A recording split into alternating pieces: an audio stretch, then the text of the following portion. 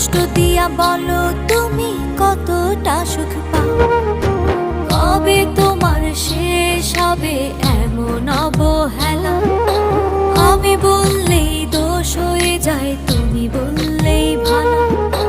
তোমার কথা মধুর মতন আমার কথায় জ্বালা।